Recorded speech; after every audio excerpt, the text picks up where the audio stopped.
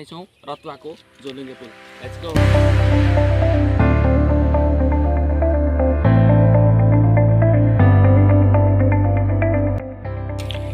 Okay, so हामी चाहिँ झोलुङ्गे पुलको एरियामा आइपुग्न आँटिसकेका छौँ।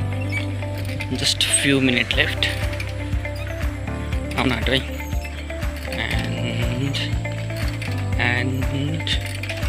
And here comes झोलुङ्गे पुल।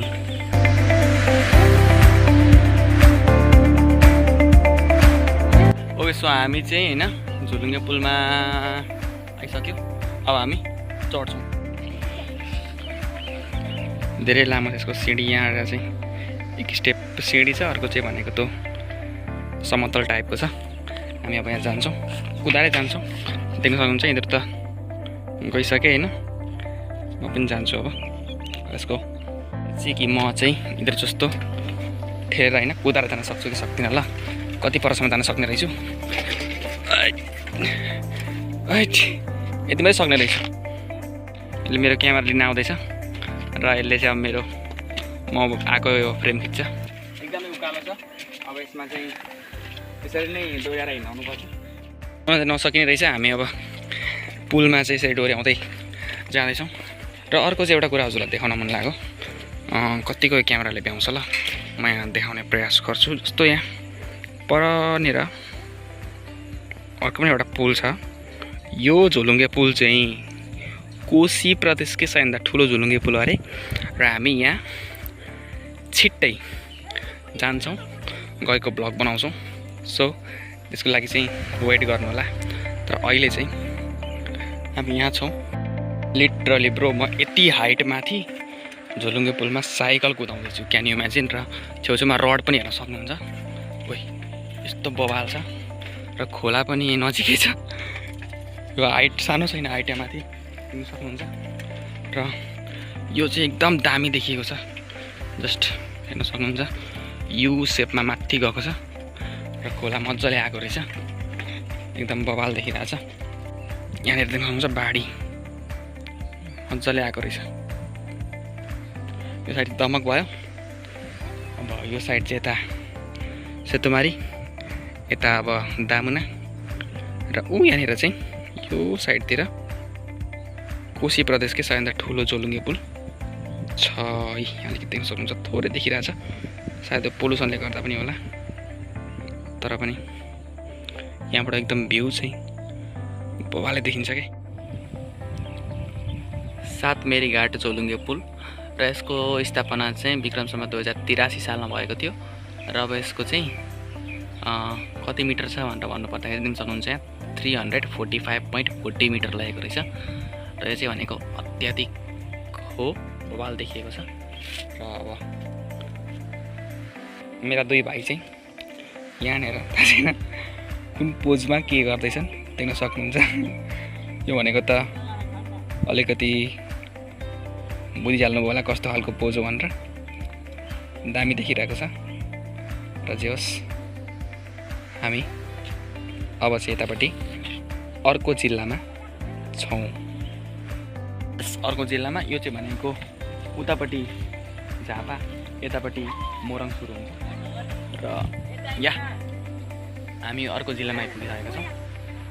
दामी हावा आइरहेको छ यहाँ होइन, मजा आइरहेछ। र म पनि अब यहाँ मुनि जान्छु ल।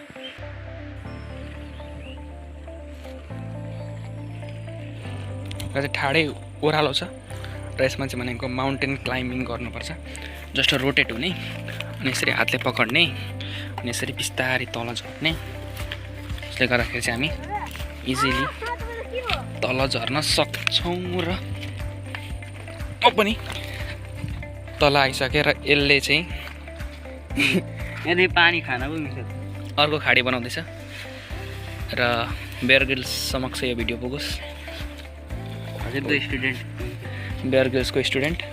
र यसले चाहिँ थाहा छैन के बनाउँदैछ। कुवा कुवामा के पुवा बनाउँछ सब पानी खराब बनाउँछ। अरे एउटा खतरा चिज हजुर यसरी गर्दाखेरि उयो बनिन्छ। अलि राम्रो ठाउँमा गर्न त। यत्रो ठुलो उयो बनाएर देखाइदिन्छु के भयो यस्तो गडला यहाँले त बेरी गिरिसको जस्तै आएर खायो र चाहिँ यताबाट भ्यू छ एकदम बबाल देखिएको छ र हाइट पनि लास्टै छ है। यदि मौसम खुलेको थियो भने चाहिँ यस्तो बबाल देखिन्थ्यो, तर पनि ठिकै छ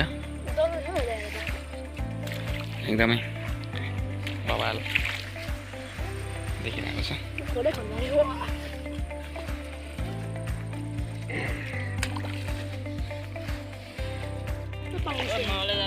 लु जाउँ अब लु छोड्दै अब हामी यो पुलबाट गरेर उपर पनि अर्को पुल छ जुन चाहिँ भनेको अस्ति हामी जुन बाढी आएको ब्लक थियो त्यो ब्लकको पुलमा चाहिँ हामी निक्लिन्छौँ।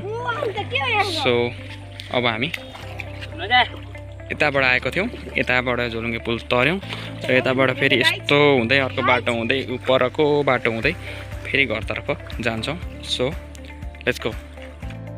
ओके, सो हामी चाहिँ रतुवा पारी आइपुग्यौँ र अलिकति यो देखाउन मन लाग्यो जस्तो यहाँनिर हेर्न सक्नुहुन्छ झोलुङ्गे पुलको रड कत्रो हुन्छ, यसको रड हेर्न सक्नुहुन्छ, बिग साइज छ एकदमै बिग साइजको छ है। र यसरी पुरा गरेको हुँदो रहेछ, यसको जस्ट मेरो नारी जत्रै छ यसको यो रडको मोटाइ र यस्तै यहाँदेखि लिएर परसम्म छ र यो चाहिँ सिधै माथि गएर झोलुङ्गेमा जोडिएको छ, बवाल देखिएको छ। क्या बोला तूने?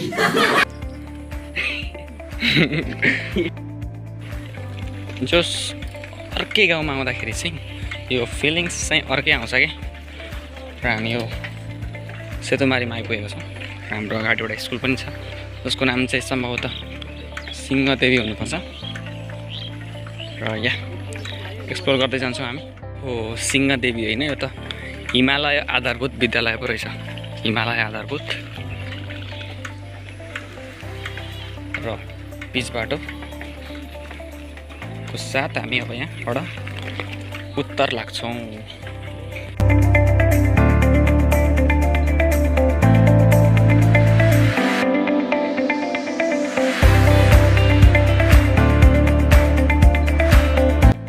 We are at अर्को रत्त खोलाको पुलमा बवालपारामा आइपुग्यौँ र जुन अस्ति आएको थियौँ ठाउँमा हामी त्यही ठाउँमा आइपुगेको छौँ।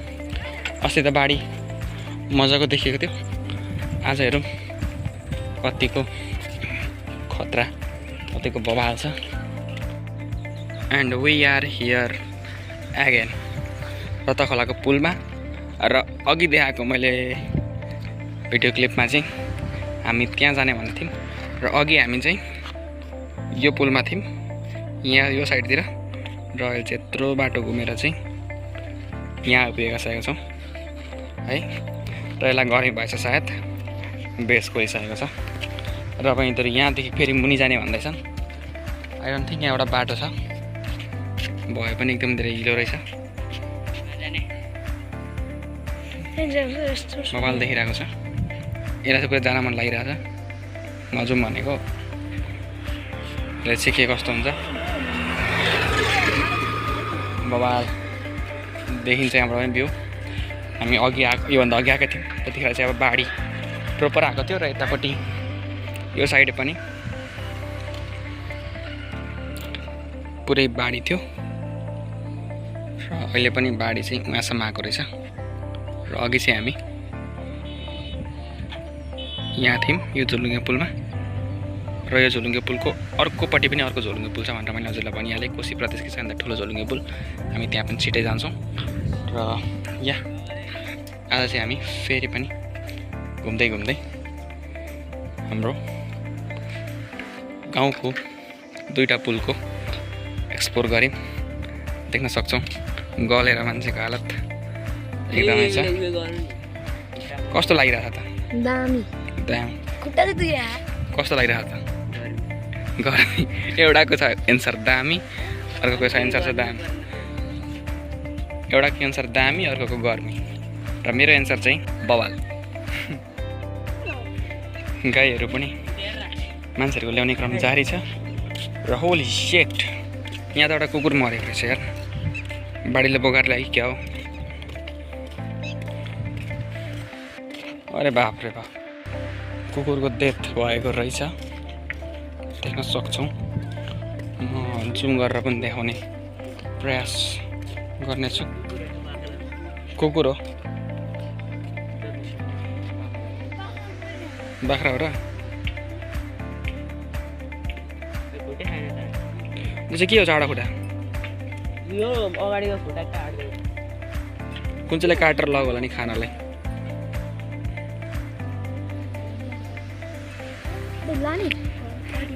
गाई नै गाई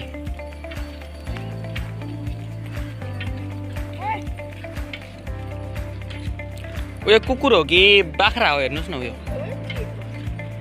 बाढीले ल्याएको होला नि बाढीले। मासु लभर हेर्न सक्नुहुन्छ यसले लिएर आउने भन्दैछ यसले भर्खर यसले क्यामेरा अफ हुँदाखेरि भर्खर यसले यसलाई लिएर आउन एउटा खुट्टा लिएर आउन भन्दै थियो। म त भेजिटेरियन हो कहाँ भन्छु यिनीहरूले बाख्रा बाख्रा भनेर चित्ते तर फाइनल डिसिजन कुकुरै रहेछ है त। अब यसले भनेपछि कुकुरको मासुको खुट्टा लिएर आम भन्दै रहेछ यसले। होइन म त भेजिटेरियन हो। अब लगभग ब्लग पनि अब यति नै होला किनभने अब हामी सिधै घर जान्छौँ है। अहिले एक्सप्लोर गऱ्यो यस्तै थियो आजको ब्लगमा। अस्तिको ब्लग पनि एन्ड यहीँ भएको थियो आजको ब्लगको एन्ड पनि यही हुन्छ। So yeah thanks for watching भन्दै आजको ब्लगबाट बिदा हुन चाहन्छु। Thanks for watching bye by.